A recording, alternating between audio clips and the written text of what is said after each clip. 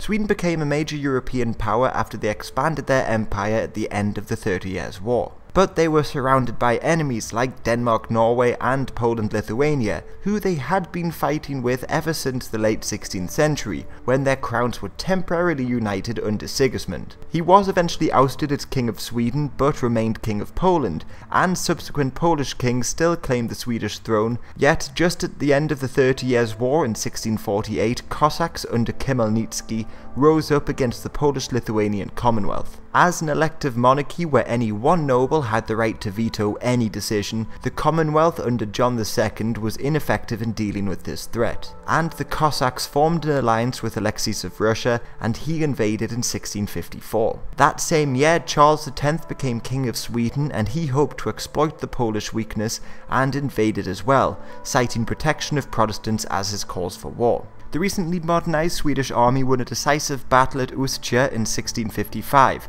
and many of the governors swore fealty to Charles, seeing Sweden as a capable ally against Russia. Plus, a Lithuanian nobleman named Janus Radziwill signed a union with Charles, putting Lithuania under Swedish protection as well. Now firmly in control of the north, the Swedish marched on Warsaw and then Krakow, as King John fled into exile in Silesia in late 1655. Meanwhile, the Dutch, wishing to maintain trade, had been sporadically aiding the Polish at sea, and in the Americas they took New Sweden, ending Sweden's colonization efforts there. This period in Poland is known as the Deluge, as both Russia and Sweden committed a great deal of atrocities and stole a lot of Polish art and treasures. Plus, in November the Swedes laid siege to the Jasna Gora monastery. Although the locals and monks did hold out, this enraged the Catholic population of Poland, who formed the Tysovtcha Confederation. And under the likes of Stefan Zoniecki and Paul John Sapir, they launched a guerrilla campaign. But Charles had already turned north to the Duchy of Prussia,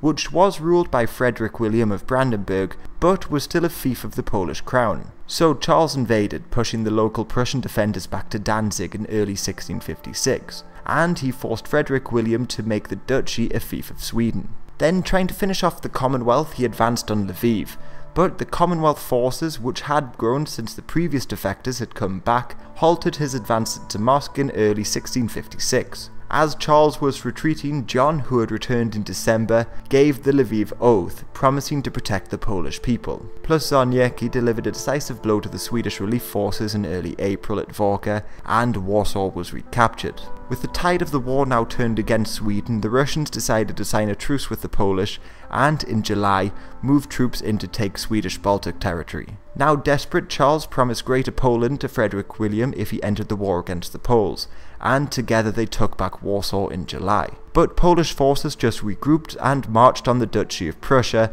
and John entered Danzig. The Swedish, however, moved their armies east and relieved the city of Riga, which was being besieged by the Russians, and then they laid siege to Danzig. But in early 1657, the Dutch arrived with men and supplies in Danzig, forcing the Swedes to lift the siege and recognise the city's neutrality in this war. Plus, Leopold, the Holy Roman Emperor, also agreed to send troops to aid Poland. So now even more desperate, Charles gained new allies through the Treaty of Radnot. There he, Khmelnytsky, Russia, George II of Transylvania, Frederick William of Brandenburg, and a Polish nobleman named Radziwill agreed to divide up the Commonwealth between themselves. So George II of Transylvania, looking to claim his land, sent thousands of troops north, and in April 1657 he met up with Charles. Together they took Brest and Warsaw, but in Scandinavia the Danes used this opportunity to try and reclaim their lost territory from Sweden. Charles therefore withdrew from Poland to fight the Danes, so the Transylvanians moved back south. But they were harassed en route, and with their armies decimated, they sued for peace.